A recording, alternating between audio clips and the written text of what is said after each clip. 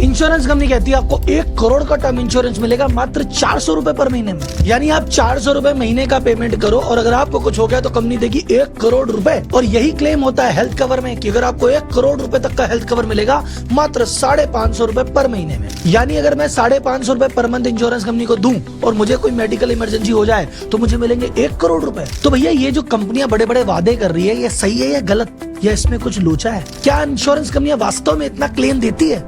और अगर देती है तो भैया प्रॉफिट कैसे कमा रही है? नुकसान में तो है नहीं। क्या इंश्योरेंस कंपनी की इंश्योरेंस प्रीमियम के अलावा भी कोई कमाई होती है? और अगर होती है तो वो क्या है? ये इंश्योरेंस करवाने का कुछ फायदा भी होता है, ये फालतू का खर्चा है? किसको करवाना चाहिए, किसको नहीं करवाना चाहिए? इंडिया में कितने लोगों के पास इंश्योरेंस है और कितने लोग सिर्फ इस एश्योरेंस पे है कि होगा जब देख ले? तो आज की वीडियो में डिस्कस करेंगे इंश्योरेंस कंपनी का बिजनेस मॉडल, की इंश्योरेंस कंपनी कैसे पैसे कमाती है, इंश्योरेंस सेक्टर का इंडिया में हाल क्या है, कौन सा इंश्योरेंस हमको लेना चाहिए, क्यों लेना चाहिए और क्या फायदा है। ये सब बताएगा आपका भाई राहुल। और साथ में ये भी जानेंगे टर्म और हेल्थ इंश्योरेंस कितना इंपॉर्टेंट है, कराना है कि नहीं कराना, और सबसे इंपॉर्टेंट किसको कराना है। चैनल पे नए हो तो सब्सक्राइब कर लो, क्योंकि हम कॉम्प्लेक्स मैटर को आसान भाषा में समझाते हैं और एक आदमी को स्मार्ट बनाते हैं। तो जनता जनार्दन की जय बोलते हैं, करते हैं वीडियो की शुरुआत।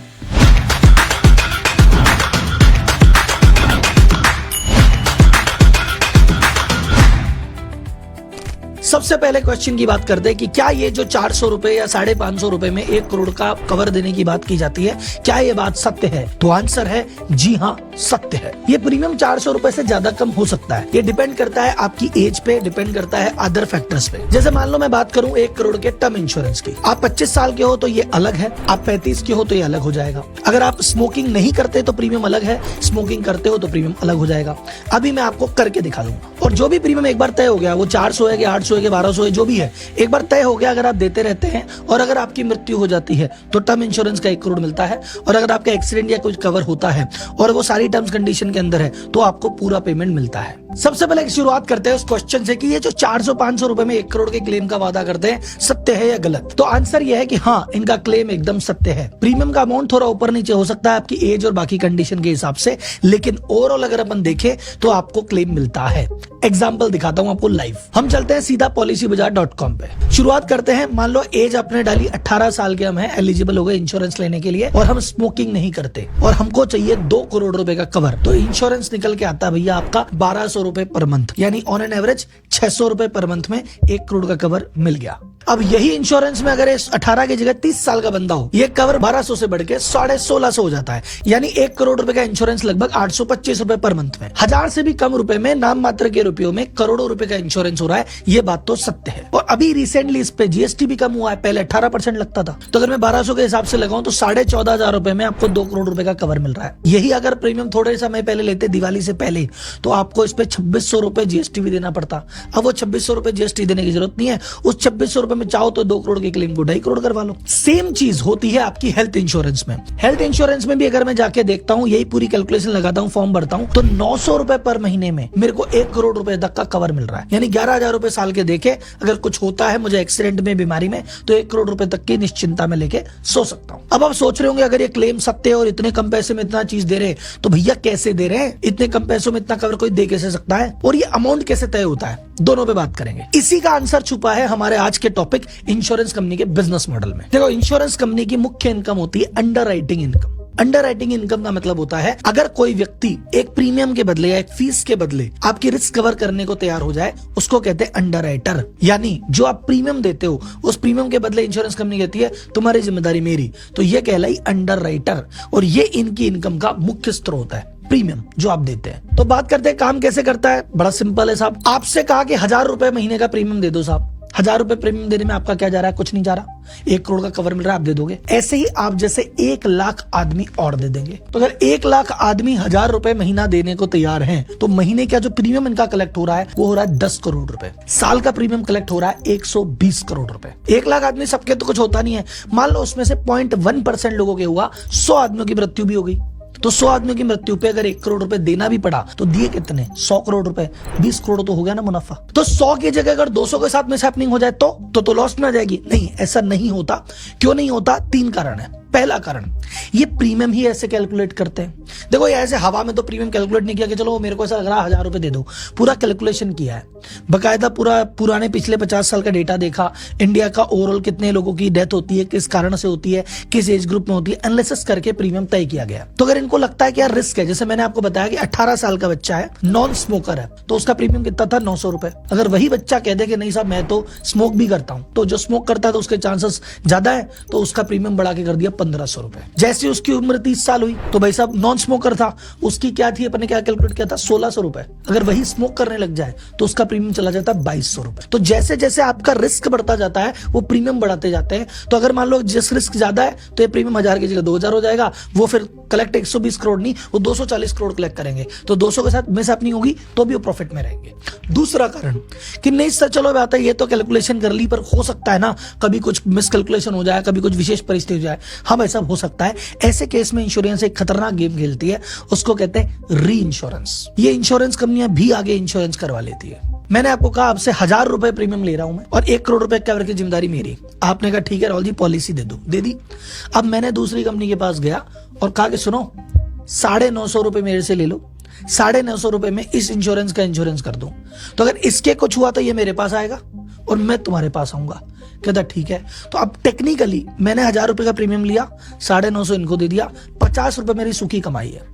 अगर आपको कुछ नहीं हुआ तो इसके पास 950 बच गए, ये खुश, 50 रुपए मेरे पास बच गए, मैं खुश। और अगर आपको कुछ हो गया अब मेरे पास आना, मैं इसके पास जाऊंगा, मेरे 50 रुपए सूखे हैं। जैसे ऐसा अगर अब देखा जाए तो एयर इंडिया के केस में ऐसा ही हुआ था। एयर इंडिया के जो भी इंश्योरेंस लायबिलिटी है वो आगे इंश्योरेंस करवा के बैठी थी। अब आप बोलेंगे चलो भाई री इंश्योरेंस करने के बाद भी कुछ हो गया। पहली बात तो इसमें होता नहीं है, आपका जो पोर्शन है वो सेफ ही है, चाहे कुछ घटना घटे ना घटे आपका पैसा सूखा है। थर्ड चीज, ये सिर्फ प्रीमियम से ही पैसा नहीं कमाते ना साहब, ये इन्वेस्टमेंट से भी पैसा कमाते हैं। मान लो इंश्योरेंस कंपनी ने कहा कि आप 18 साल की उम्र से मुझे 1000 रुपए पर मंथ देना चालू कीजिए, 60 साल तक की आपकी पॉलिसी है, अगर कुछ हुआ तो हम बैठे। अब मान लो किसी व्यक्ति के साथ घटना हुई 55 साल की उम्र में, लेकिन 18 साल की उम्र से हर साल 12,000 रुपए तो आ रहे हैं और 55 साल की उम्र में कुछ होगा जब देने, तो उस दौरान ये जो इतना पैसा इकट्ठा हो रहा है उस पैसे को ये कंपनी इन्वेस्ट कर देती है स्टॉक मार्केट में या कहीं और बॉन्ड में या एफडी में। उससे भी इनका जो पैसा बनता है वो भी इनकी इनकम का एक बहुत बड़ा सोर्स होता है। तो अगर मान लो किसी केस में अपने एग्जाम्पल में हमने कहा कि यार 100 आदमियों की जगह 125 आदमी के साथ मिसहैपनिंग हुई तो 125 करोड़ क्लेम देना पड़ गया, 5 करोड़ का नुकसान है। लेकिन ये जो 120 करोड़ का शुरुआती जो पैसा इकट्ठा किया था इसका ब्याज इतना हो गया कि 5 करोड़ रुपए ब्याज में से पूरा हो गया। ये भी एक बहुत बड़ी कमाई। इंश्योरेंस एक ऐसा बिजनेस अगर आप गौर से देखो कि यहाँ पे पैसे आप पहले देते हो, क्लेम बाद में आता है। यानी कंपनी इंश्योरेंस कंपनी के पास पहले इनकम आती है, खर्चा बाद में होता है। इनकम परमानेंट है, आएगी ही आएगी, खर्चा कितना होगा पता नहीं है। तो जितने भी नॉन रिटर्निंग प्रीमियम होते हैं, जैसे आप मान लो कार इंश्योरेंस या हेल्थ इंश्योरेंस या फायर इंश्योरेंस, ये सारे इंश्योरेंस वो वाला इंश्योरेंस है कि जहां पे आपने एक प्रीमियम दिया, 12 महीने में अगर कुछ घटना घटी तो आपको कुछ वापस मिलेगा और नहीं मिली तो प्रीमियम कंपनी के पास। तो ये सबसे विन विन सिचुएशन होती है। आप सोचना 1 लाख आदमियों ने इंश्योरेंस करवाया था, 1 लाख आदमी प्रीमियम दे रहे हैं, कंपनी के पास 1 लाख आदमियों का 10 करोड़ रुपए महीना आ रहा है, कंपनी खुश। उनमें से 100 व्यक्तियों के साथ कुछ मिसहैपनिंग हो गई तो उनके घर वालों को 1-1 करोड़ पहुंच गया तो वो भी खुश। और जो 99,900 के साथ मिसहैपनिंग नहीं हुई वो वैसे ही खुश है कि चलो भगवान की कृपा है हम जीवित है, 12,000 रुपए गए तो गए, कम से कम रिस्क फ्री तो है। तो वो रिस्क फ्री सो रहे हैं तो वो भी खुश है। जिनके साथ घटना घट गई उनको पैसा मिल गया वो भी खुश है, और कुछ घटना नहीं घटी तो इंश्योरेंस कंपनी के पास तो पैसा ही, वो भी खुश है। तो it's a win win win model. अब जो बिजनेस मॉडल ऐसा होता है जहां पे ऐसा होता है ना प्रीमियम में कि सर जी आप इतना प्रीमियम देते जाओ, अगर आपको कुछ हो गया तो पैसे मिलेंगे, आपको कुछ नहीं हुआ तो भी आपको पैसे वापस मिलेंगे, तो वहां क्या करती है? तो ऐसी स्कीम आप नोटिस करो, ये लंबी स्कीम होती है कि ऐसा है सर आप 30 साल की उम्र से देना चालू करो और 60 साल की उम्र तक देते जाओ। 60 साल की उम्र तक कुछ हो गया तो हम इतना दे देंगे और नहीं हुआ तो आपको 61 में वापस दे देंगे। तो पैसा आपसे 30 साल की उम्र से लिया जा रहा है, दिया 61 में जा रहा है, तो 30 साल तक कंपनी करती है इन्वेस्ट और फिर आपको 61 में एक अमाउंट मिल जाता है जिसमें उसका कवर पूरा हो जाता है। तो उसको इंश्योरेंस कंपनी को टेंशन नहीं है लॉस की। इसीलिए इंश्योरेंस कंपनियां जहां रिटर्निंग वाला गेम होता है वहां लंबी लंबी पॉलिसी चलती है, जहां नॉन रिटर्निंग का गेम है वो 1-1 साल की पॉलिसी है, जहां रिटर्न का गेम है वो लंबी लंबी पॉलिसी है। तो कुल मिलाकर मैं इंश्योरेंस कंपनी की बैलेंस शीट बनाऊं तो इंश्योरेंस कंपनी का प्रॉफिट कैसे आने वाला है? इंश्योरेंस कंपनी की इनकम, पहला प्रीमियम इनकम जोड़ो उसमें प्लस इन्वेस्टमेंट की इनकम, उसमें से घटाना क्या है? क्लेम जो होगा वो देना पड़ेगा, री इंश्योरेंस का जो प्रीमियम ये आगे देते हैं वो देना पड़ेगा, उसके अलावा एजेंट जो पॉलिसी बेचते हैं उनको कमीशन देना पड़ेगा, जो सैलरी रेंट के बाकी खर्चे देना पड़ेगा, और लास्ट में जो होता है वो होता है इंश्योरेंस कंपनी का प्रॉफिट। तो ये था इंश्योरेंस कंपनी का बिजनेस मॉडल। सब खुश थे, जिसने इंश्योरेंस कराया वो भी खुश है, इंश्योरेंस कंपनी भी खुश है, जिसको क्लेम मिला वो भी खुश है, और जिसको क्लेम करने की जरूरत नहीं पड़ी वो भी खुश है। अब सवाल ये कि क्या भाई साहब हमको इंश्योरेंस करवाना भी चाहिए कि नहीं करवाना चाहिए, ये काम की चीज है या फालतू का खर्चा? तो भाई ये डिपेंड करता है इस बात पे कि क्या आप बिना इंश्योरेंस होने वाली रिस्क को मैनेज कर सकते हो। अगर आपका जवाब है हाँ, कि बिना इंश्योरेंस भी कुछ हो गया तो क्या फर्क पड़ता है, मैं सब संभाल लूंगा, तो आपको इंश्योरेंस कराने की जरूरत नहीं है। जैसे टर्म इंश्योरेंस में कंपनी ने कहा आप 1000 रुपए महीना दो, कुछ हो गया तो परिवार को 1 करोड़ देंगे। आप बोले मेरे परिवार को 1 करोड़ की जरूरत क्या है, हम तो वैसे अंबानी अडानी 100 करोड़ की परिवार है, हमारे पास तो करोड़ों रुपए है, 1 करोड़ से हमारा क्या होगा। आप मत कराओ इंश्योरेंस, आपको जरूरत ही नहीं, आपके पास भगवान ने बहुत दिया है, आपका इंश्योरेंस कर रखा है भगवान ने। लेकिन अगर आप कहते हो कि नहीं भाई साहब अगर मेरे कुछ हो गया तो पीछे से मेरा घर परिवार बिखर जाएगा, उनको दिक्कत आएगी, और अगर 1 करोड़ रुपए मिल गए तो भाई साहब मेरा परिवार संभल जाएगा, मुझे 1 करोड़ की बहुत जरूरत है, मैं बिना इसके नहीं संभाल पाऊंगा, तो आपके लिए है इंश्योरेंस, आपको करवाना चाहिए। Same goes with health insurance. अगर आपको लगता है कि अरे भाई साहब कैसी भी बीमारी आए, किसी भी हॉस्पिटल में जाके कितने पैसे लगे, अपन सब खर्चा कर देंगे, अपना बहुत पैसा है, तो आपको इंश्योरेंस की कोई जरूरत नहीं है। लेकिन आपको लगता है कि नहीं भाई साहब अगर हल्की सी भी बीमारी हो गई, कहां से लाऊंगा पैसा, कैसे करूंगा, सब आपको दिक्कत है, आप नहीं संभाल पाओगे, आप ले लो इंश्योरेंस। तो एक ही जवाब है, क्या आप बिना इंश्योरेंस संभाल पाओगे?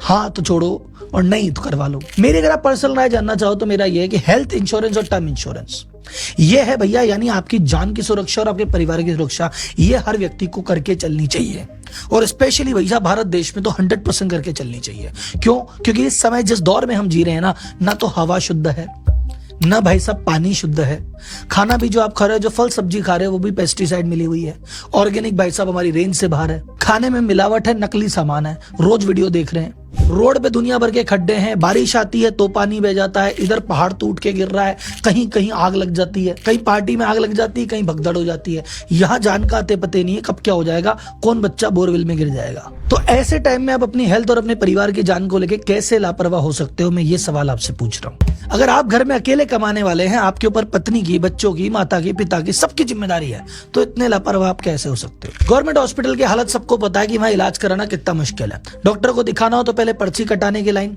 फिर डॉक्टर को दिखाने की लाइन, फिर उसने जांच लिख दी तो उस जांच की लाइन, और जांच के बाद दवा की लाइन। इस लाइन में जिंदगी की लाइफ लाइन कब खत्म हो जाती है पता ही नहीं। प्राइवेट में चले जाओ तो नॉर्मल से 4 से 5 गुना खर्चा तो पक्का है। प्राइवेट अस्पताल में अगर 1 हफ्ता आपको रहना पड़ गया, आपकी 1 साल की सेविंग खत्म हो जाती है, पता ही नहीं चलता। ऐसे में हेल्थ और जान का रिस्क लेना कि होगा तो देखी जाएगी, ये सोचना कहां की समझदारी भाई। अभी हम समझते हैं इंडिया में हेल्थ केयर सिस्टम का क्या हाल है, आपको और क्लैरिटी मिल जाएगी कि करवाना चाहिए कि नहीं करवाना चाहिए। अभी तक आप किसी ने टर्म या हेल्थ इंश्योरेंस नहीं करवाया है, हाथ जोड़ के रिक्वेस्ट है प्लीज करवा लो। और अगर आप करवा के बैठे हैं तो प्लीज उसको एक बार रिव्यू कर लो कि कहीं किसी टर्म्स कंडीशन में तो नहीं फंसे हुए, कहीं आपने जरूरत से कम इंश्योरेंस तो नहीं ले रखा, कोई अच्छे फायदे से चूक तो नहीं गए, कोई टर्म्स कंडीशन छोड़ तो नहीं दी। तो भैया अगर आपको लेना है तो मैंने आपको अपने वीडियो के नीचे पॉलिसी बाजार का डिस्क्रिप्शन में लिंक दिया है, वहां पे क्लिक कीजिए, दुनिया भर की पॉलिसी को कंपेयर कीजिए और राइट डिसीजन लीजिए। और अगर आप ऑलरेडी ले चुके हैं तो मैंने 2 वीडियो बनाई है, एक हेल्थ पे और एक टर्म पे, उसको जाके क्लिक करो, पूरी वीडियो एंड टू एंड देखो, और उसमें देखो कि आपकी पॉलिसी में जो मैंने बताया आपने लिया कि नहीं लिया, और वो कमी है तो फिर सुधार लेना उसी लिंक पे जाके। अब समझते हैं इंडिया की हेल्थ केयर इंडस्ट्री को। देखो सब, किसी भी देश के नागरिकों की स्वास्थ्य की 100% जिम्मेदारी होती है सरकार की, कि भैया सभी नागरिकों को स्वास्थ्य सुविधाएं मिले, क्वालिटी की मिले, सबको मिले पहली बात तो, और जो मिले वो क्वालिटी वाली मिले। पर आजादी के बाद से लेके अब तक कोई भी ऐसी सरकार नहीं है जिसने इस पे 100% काम किया हो। समय समय पे हर सरकार की तरफ से कुछ स्कीमें आती रहती है, बहुत अच्छी भी होती है, उसका फायदा भी मिलता है, पर यह पर्याप्त नहीं है इतने बड़े देश में। सरकार चाह के भी सबको कवर नहीं कर सकती। बीच में सरकार की सेंट्रल गवर्नमेंट हेल्थ स्कीम आई, CGS स्कीम, लेकिन उसमें सेंट्रल गवर्नमेंट के कर्मचारी कवर होते हैं। उसको देख के स्टेट गवर्नमेंट लेके आई, पर उसमें स्टेट वाले कर्मचारी कवर होते हैं, उनकी फैमिलियां कवर हो जाती है।